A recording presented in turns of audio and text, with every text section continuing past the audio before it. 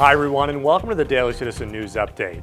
We're just 3 days away from November 3rd and the most highly anticipated election of our lifetimes. President Trump and former Vice President Joe Biden are making their final pitches to voters in key swing states as polls across the country have tightened, showing the race may be closer than we've been led to believe. President Trump's super spreader events, and he's spreading more virus around the country. And here in Florida today, he's spreading division and addition, division and discord. We need a president who's going to bring us together, not pull us apart. I'll put in place a plan to deal with this pandemic responsibly. I've already done it. And bring this country together around testing, tracing, and masking. No administration in the first 3.5 years has done what this administration's done. We've rebuilt our military. We've done the biggest tax cut in history, biggest regulation cut in history. What we've done is incredible, even environmentally. I tell you what, we're not going to go over a list, would be here all day. Our team from the Daily Citizen will be traveling to the East Coast next week, providing live coverage on Election Day from Washington, D.C. and the crucial swing state of Pennsylvania. Be sure to check out our Facebook page on Monday and Tuesday for interviews with Trump and Biden supporters, live remarks from both candidates, and coverage of any unrest that may follow the election results. While most of the news cycle this week is wall-to-wall campaign coverage, there was also a major development involving the Supreme Court. With more on that story, Bruce Houseknecht. Thanks, Michael. There's a new addition to the Supreme Court this week, Justice Amy Coney Barrett, who was confirmed by the Senate on Monday and sworn in at a White House ceremony. She's already moved into her chambers at the court and is getting up to speed on cases that will be argued before the justices in the upcoming days and weeks.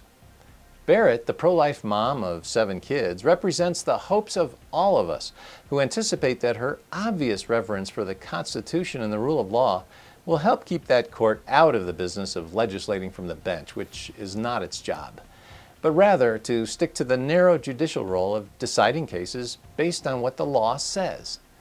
So, what's immediately ahead for Justice Barrett and the court? Religious freedom, in the form of an important case from Philadelphia where a faith-based foster care agency was forced out of business by the city because of the agency's religious belief that kids do best with a married mom and dad. That case, Fulton versus Philadelphia, will be argued to the justices on November 4, the morning after the election. Please make it a point to pray for Justice Barrett in her new role, as well as for a favorable outcome in the foster care case.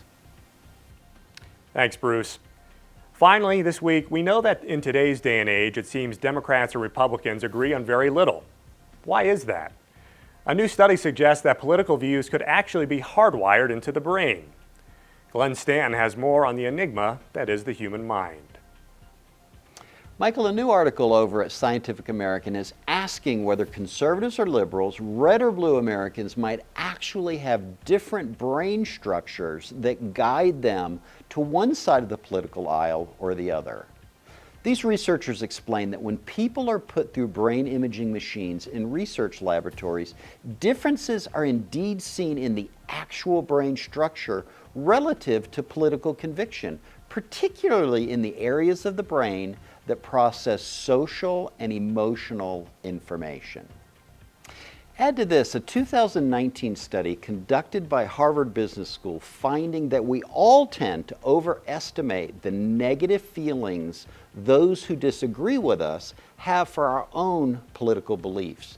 Drawing from 8 different investigations, these scholars discovered what they referred to as a consistent and pernicious inaccuracy in social perception, where across all scenarios, participants overestimated the negative perceptions citizens from the other side of the aisle hold about them. So perhaps the divides between us are not as dramatic as we are sometimes led to believe, or at least the feelings we have toward one another are not as stark as we assume. Thanks, Glenn. Those are just a few of the top stories our team is covering this week. As I mentioned at the top of the broadcast, our team will be headed to the East Coast on Sunday, and we're looking forward to providing fair and balanced coverage on the ground during the final days of the presidential campaign. We hope you'll join us live via Facebook and YouTube, but until then, be sure to check out thedailycitizen.org for breaking updates and we'll see you next time from Washington, D.C.